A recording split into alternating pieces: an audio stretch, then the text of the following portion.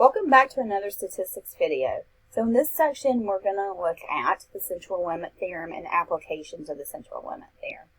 So think back to a few sections ago where we were looking at normal distribution word problems.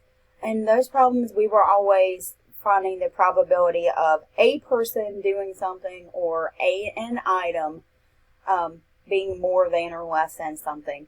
We were always looking at selecting one. Now we're going to look at a group, and we're going to say what happens with that group. And we're thinking about that, the mean of that group doing something. So let's get started. What does the central limit theorem say? So given we have a population that has a mean and a standard deviation, these are population parameters here, and we're selecting simple random samples of size n. The mean of all the values of x bar is going to be notated this way. Notice that we have the mean sub x bar here, and that's going to be equal to that population mean. And remember, we said that a sample mean targets the population mean. So we're going to use that information as well. We have the standard deviation of all values of x bar. So notice the notation, the standard deviation sub x bar. And here's our tweak for the standard deviation. It's going to be that population standard deviation divided by the square root of n. So that sample size is going to be important because we're going to use that to figure out what standard deviation we're using. So if we want to convert a z-score, back in chapter 3, we said the z-score was how many standard deviations away from the mean a value is. And it could be computed by taking x minus the mean divided by the standard deviation. But now we're talking about groups that have a particular mean. So then there's that value minus the population mean divided by our tweaked standard deviation. Now, the requirement here is that we have to either have a normal distribution or, and that's important, or n has to be greater than 30. So we either have to have a group that's bigger than 30, or we could have a normal population with any group size. But one of those two requirements has to be met. So if the original population is not normally distributed, okay, so let's say we don't have that going on, or we're using a really small group size, something that's less than or equal to 30, then we can't really use techniques from this section to find probabilities of something happening. We would have to use different techniques, and that's where things like bootstrapping comes into play, but we're going to focus on the central limit theorem in this section. So let's look at a few examples.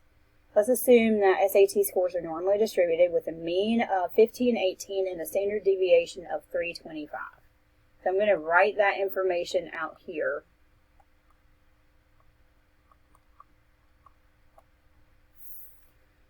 So here, we're going to look at one SAT score. We want to find the probability that that one person has an SAT of less than 1,500. So we can use StatCrunch to help us compute these.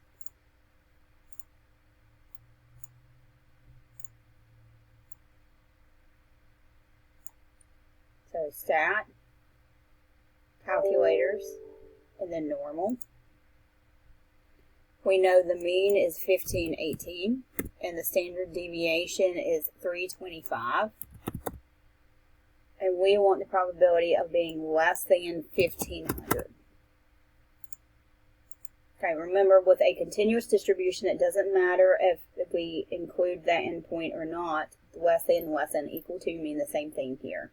It's all about probability under the curve. Press compute, and we're going to get 0.4779 for that probability.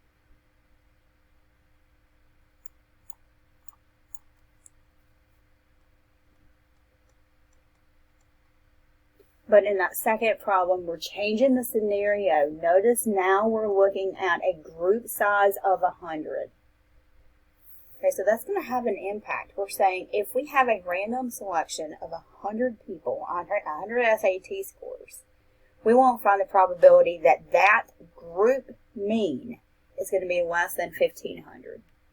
So we're still looking at this, But now when we type our information in the StatCrunch, our standard deviation is going to be tweaked. It's going to be 325 divided by the square root of 100.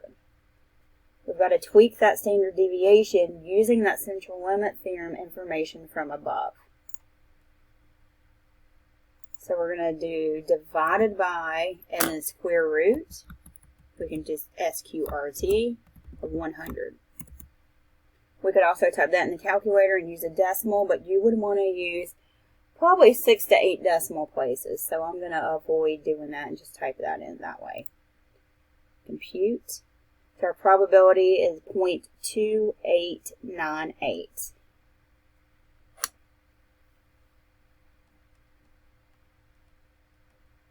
So look, there's a big difference between those, selecting 1 versus selecting 100 with a group mean of less than 1,500.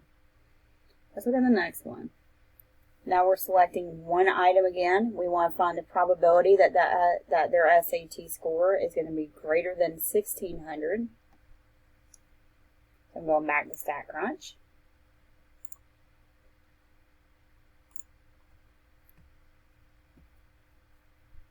We want greater than. And our probability is 0.4004.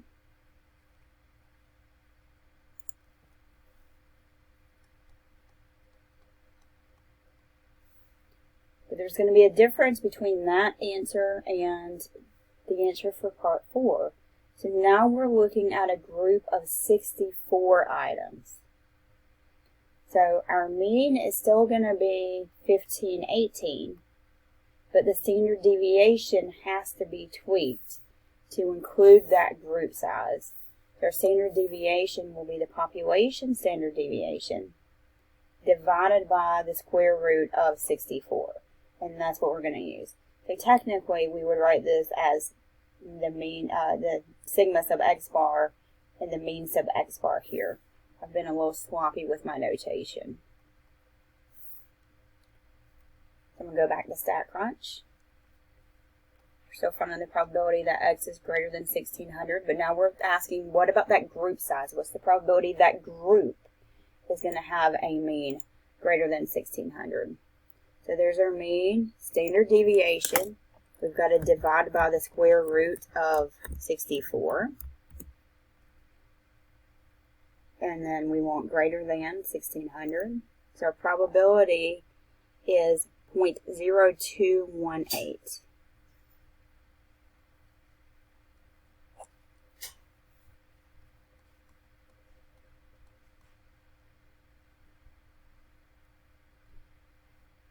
And then let's look at 5. Again, we're back to selecting just one item.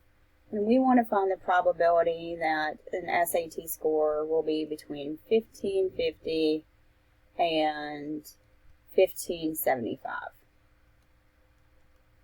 So notice we're still selecting 1. Go back to StatCrunch.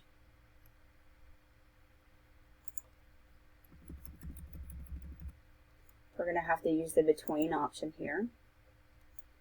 We're going to be between 1,550 and 1,575. Compute. Get 0.0304.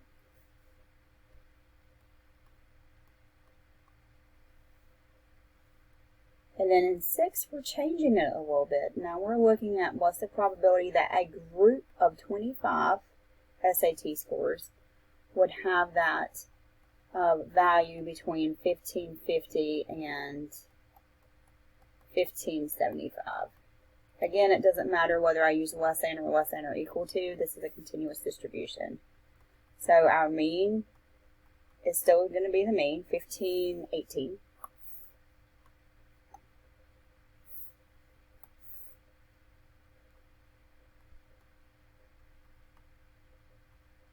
Our standard deviation does have to be tweaked. So it's going to be the standard deviation of the population divided by the square root of 25. Go on to StatCrunch. Tweak our standard deviation.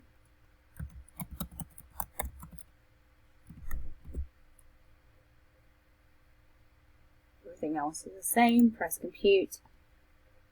0.1210.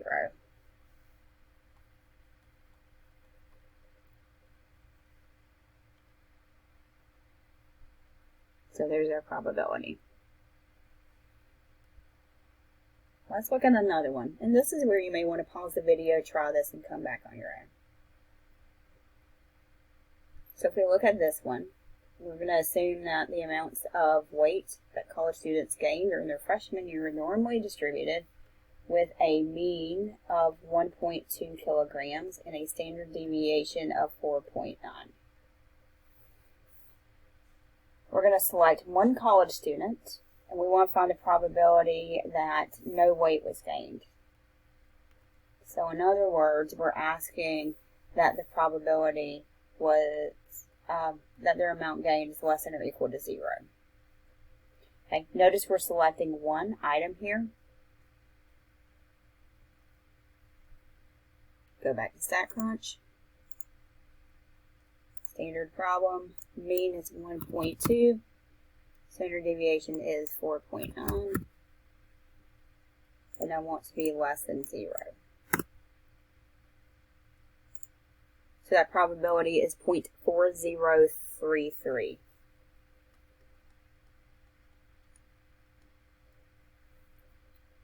And then 2. We're going to now select 25 students, and we want to find the probability that their mean weight gain during their freshman year is less than or equal to 0. So again, we're computing this, but because we have a group of 25, it changes our standard deviation. It's going to be 4.9 divided by the square root of 25.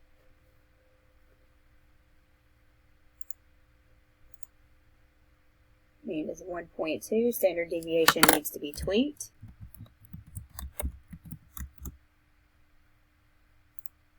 And we get 0.1104.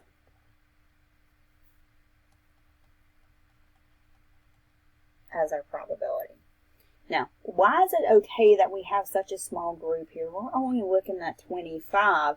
And remember when we said that the central limit theorem had requirements? We said that n had to be greater than 30, or we had to be normally distributed. Are we okay to use the central limit theorem here? And the answer is yes, because they told us in the beginning that this population was normally distributed. So it doesn't matter what that group size is, I can always apply the central limit theorem. Now, if they did not tell us this, then we would not be able to find this using these techniques. We would have to do something different. But because we're normally distributed, it is perfectly fine to use a group, to compute things with a group size of less than 30. So there's our central limit theorem, and that concludes our chapter 6.